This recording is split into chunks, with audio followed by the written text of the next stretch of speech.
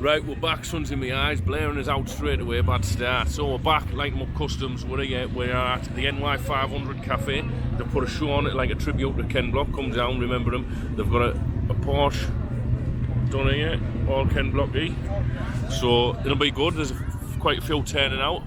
Let's get out and go and have a mince about. So we've turned up today, we've turned up in the Mazda, the MX-3. Let's take a little swoop around. One of my own, eh? Here we are, the old big V6 engine. I'm going to do a little feature on this and tell you a little bit about it. So the Mazda come with a 1.8 V6 engine. It's the smallest V6 ever produced. It has a lovely rasp to it as well. It's doing 0-60 in around 7 seconds, which is absolutely phenomenal for 1994. We've got a cold air intake. We've got the exhaust coming out the back that breathes like a dragon. Absolute beast of a car. So we travelled up with the couple of boys, and we travelled up with this C43 AMG as well, and the GTI. Let's have a little look at this GTI. There we go, look at that beast. Ooh.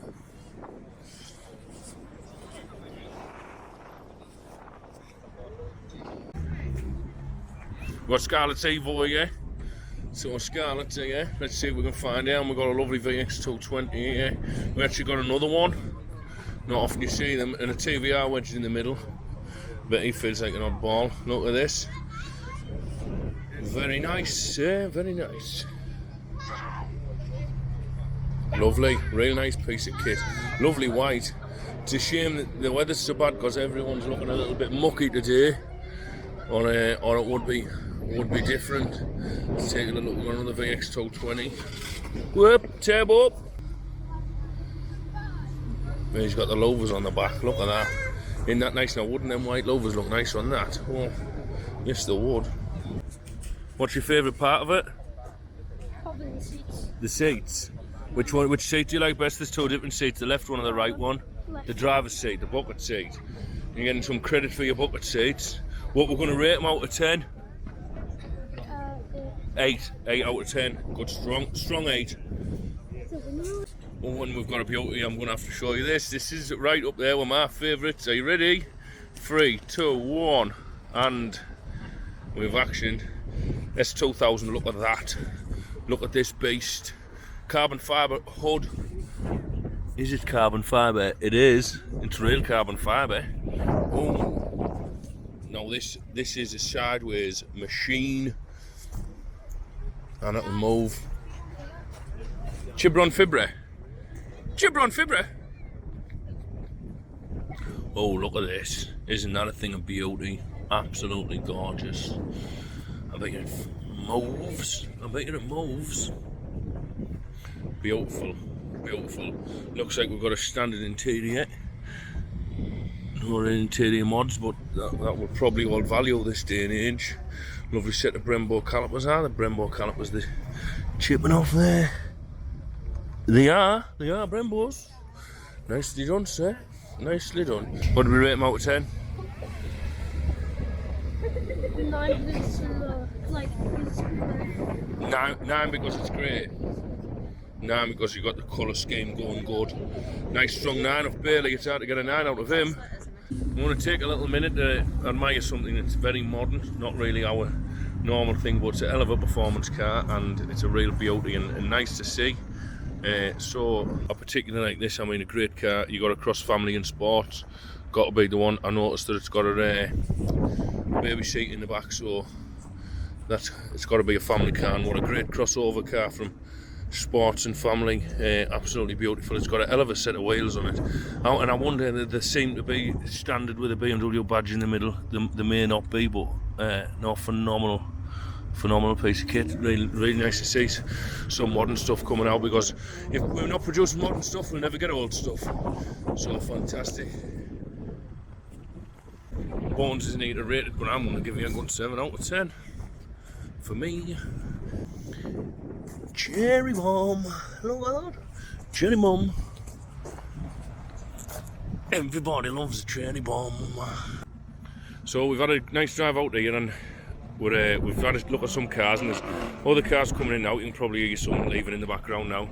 Just take a minute to remember what this night's about. It's ultimately about raising some funds for some charities and remembering the man that was Ken Block, who was ultimately a massive inspiration to everyone here, I suppose, and massively on a global scale. He was a huge inspiration in the motoring world. I mean, he lived a life a lot of us can only dream of, and it gave him a lot of opportunities to be where he is, and he did a phenomenal job of that when you're given the opportunity, I suppose, to be at the peak of your game and be the face of rally driving. And like, although he wasn't the face of rally driving, if you mentioned him or showed videos, it was a name that people would know in that scene. And to have someone like that and then to take that responsibility and make it into what he did, it was an amazing thing. And it's been a massive loss to the motoring community ultimately on a whole.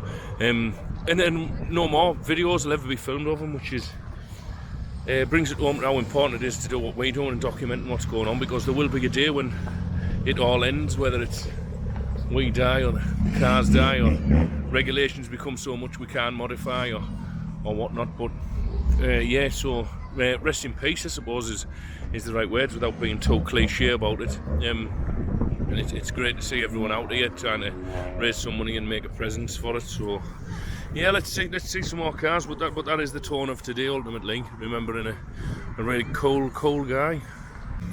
I spy with my little eye something beginning with Challenger. So we're looking at it and we're trying to decide whether it was the red eye. Now, if I'm right, this gentleman might correct me because he seems to know a bit. I think the red eye was released with 717 brake horsepower or something.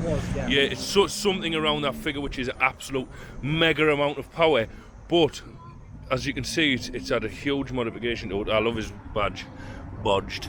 You know, I've got a big love for the American scene with me owning a Dodge myself, but we think it may be, although it's got the wide arch kit on, we notice some spaces on the wheels, which may mean it isn't standard, but that doesn't mean he hasn't tuned it. And that I'd love to find the owner. And have a word with him about it, get that bonnet popped up. I will monitor the car and see if anyone comes back to it. But one absolute standard of a car that is modified ultimately, and it really takes place in the show. It's right at the gate and looks great, fantastic, lovely to see it out. And we followed these guys in. We actually caught up with them, so don't know if that says anything. I'll race you if you want to race. If you see this video and you're not happy with me saying we caught you, then let's race. But yeah, we followed these guys in.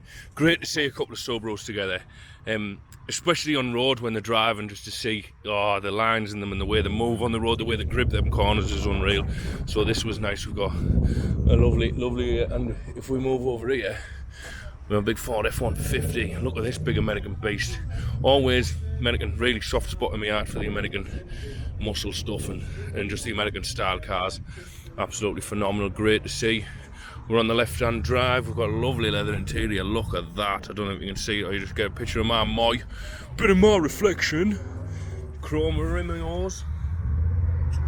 Can't beat the rims, and a little bit of homage to the American counterparts. Love out like that, absolutely love anything like that. Rat bastard crew. Look at this beast. Can't beat a bit of rat, can you? Not unreal. Beauty little thing. Definitely someone's pride and joy. Look at the pipe on that. That's just brilliant. Brilliant. Oh, we're in the car now. We've done the show. People are starting to leave, and we've got wind that the place that Bangers and Cash is filmed is round the corner. So we're gonna have a little drive out. We're gonna see if we can tie up there, see what it's all about. We've found another couple of people who we know, and they're having a drive out with us. So there'll be a few of us in convoy, and we'll see when we get there. It's in Thornton Le Dale, where it's called Matthewson's Auctions, the auction house, and this is where Bangers and Cash is filmed by the looks of things. So we're gonna take a little dig. We've got a couple of classics outside, and we'll have a little mosey in the museum and see what we've got. But look there, look at the cars. Oh, it's all good. It's all good. Let's have a little look. So we're in the Bangers and Cash gift shop by the looks. We've got t-shirts and car memorabilia. Getting the car. Unfortunately, the shop's not open. The museum's not open until the spring, so we'll have a pop back in the spring maybe and have a little see around the museum, because I'm assuming that these get the creme de la creme where classics are concerned. It'll be a lovely little day out and a bit of a tour, and we feature a couple of cars. But just a gift shop, we might get some food and head on home. Look what we found. See if you can spot it. See if you can spot it. See if you can spot it. It's Reliant.